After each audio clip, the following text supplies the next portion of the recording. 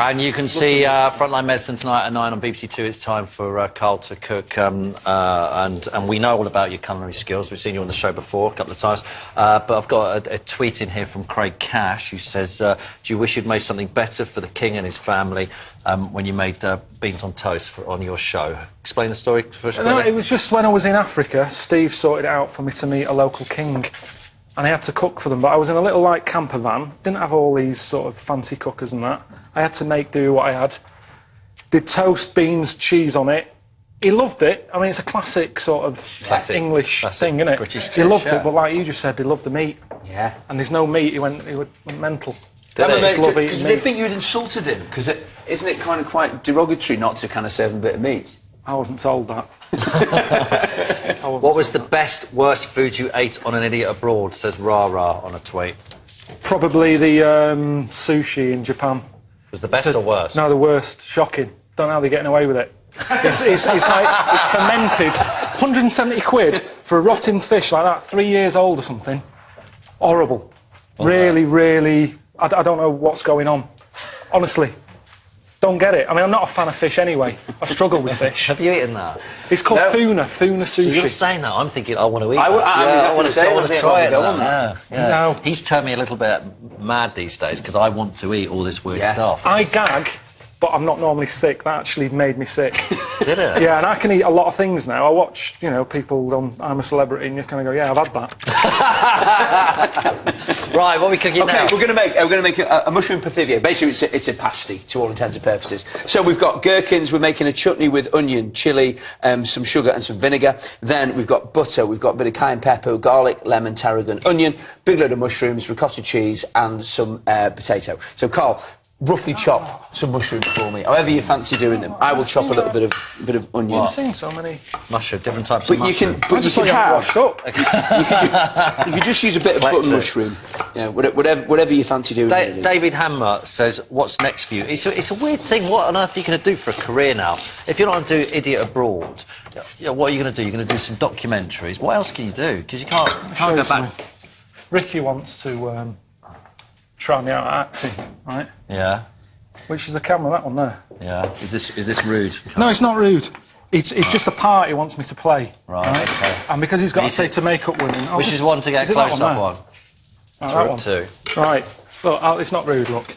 Okay. So the idea is he wants me to play a part, and he sends out pictures of how he'd want me to look in that programme. Right, this is the official picture that he sends to the proper person who does clothing and that. This one here. It's good look, isn't it?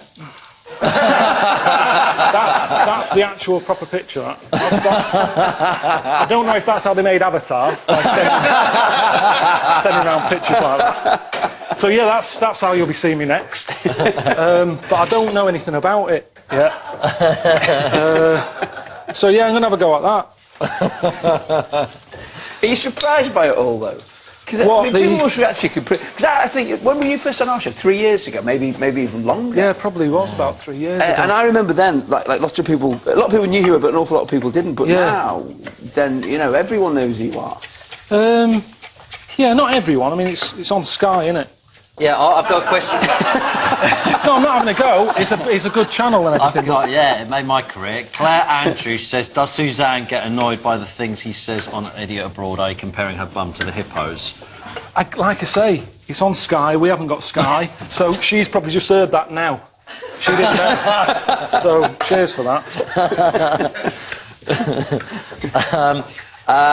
James says, "How was the wing walk, and would you do it again?" That looked terrifying. The wing. Really, I mean, I'm not an adrenaline junkie. That's the whole point of the programme, in a way. That I'm not into doing these daft, dangerous, adrenaline-filled things.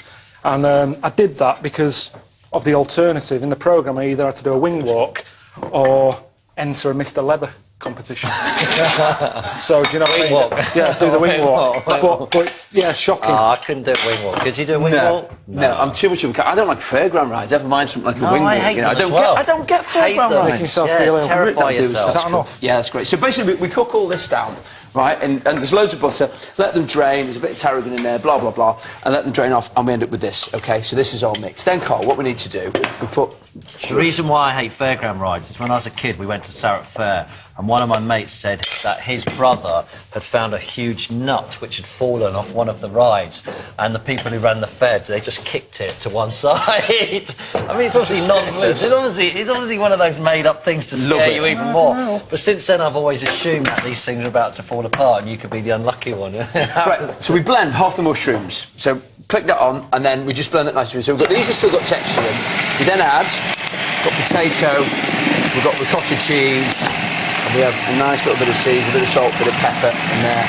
Salt, mix that. That'll do, Cole. That's cool. And then all of that then goes into there as well. So you've got double texture on this. My favourite bit, I was saying to you before the show, Cole, was the glee one.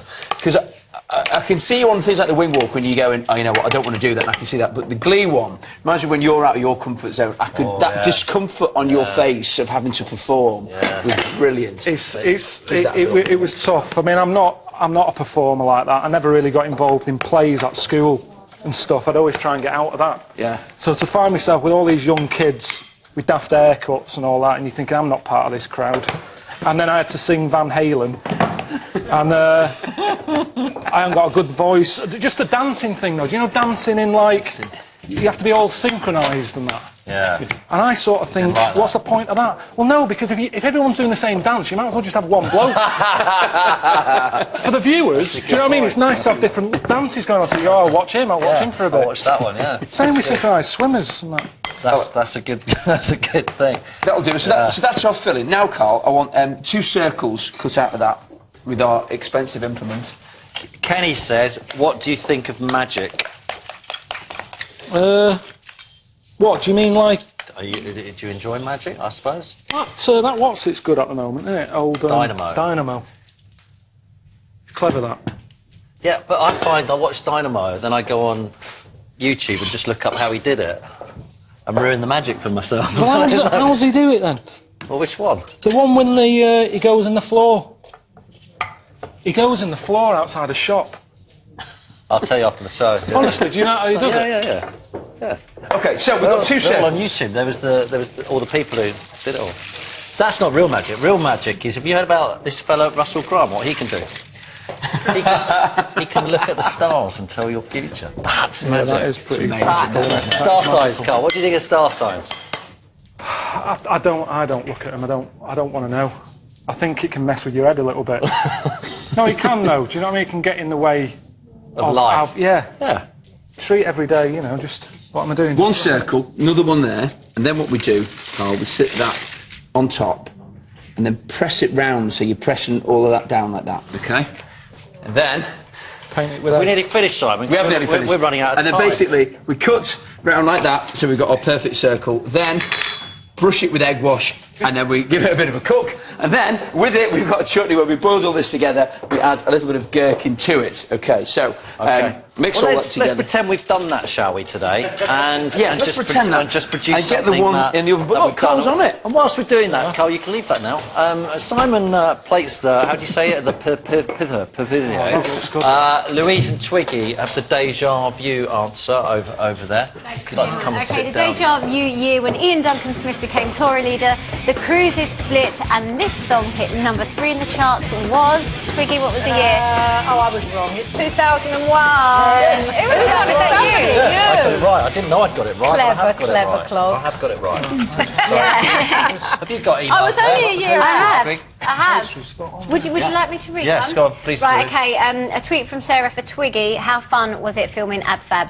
Oh, wonderful. Was it amazing? Absolutely. I mean, but the hardest thing was not laughing. Yeah, I can imagine. Because they're so hysterical. No. And I get the giggles. I'm terrible. And that show's quite iconic as well, Oh, isn't amazing. it? So... And the girls are brilliant. What would you say you are now? A model, an actress, a singer? What's your passion? Everything. I'm very lucky because I've been able to do lots of different things. And performing is performing, whether you're modelling, singing, dancing, acting, it's all performing. It's all one bag for me. And, you know, I've always designed things, so I've got my clothing range. Do you ever remember a time when you weren't famous? Can you remember back to when you were 15? When I was at school, yeah. But do you remember that? Well, of course I do. Do you sometimes... Do you sometimes? Not that old. Do you sometimes? Do you remember that? Do you sometimes? remember? Do you sometimes wish you weren't famous? You know, like you'd be normal again. It's such a normality for me. I'm so used to it, and it doesn't intrude on my life at all because I live a very normal life, and I think that's the key. I think if you make sure at home you key. are wife, mum. Yeah. And when I go out, if I don't want to be recognised, I put my dark glasses on, wear a pair of old jeans and an old T-shirt. Nobody knows me. It's brilliant. Only got 5 seconds. What's it like? Lovely, that. Really good. Thank you, Carl.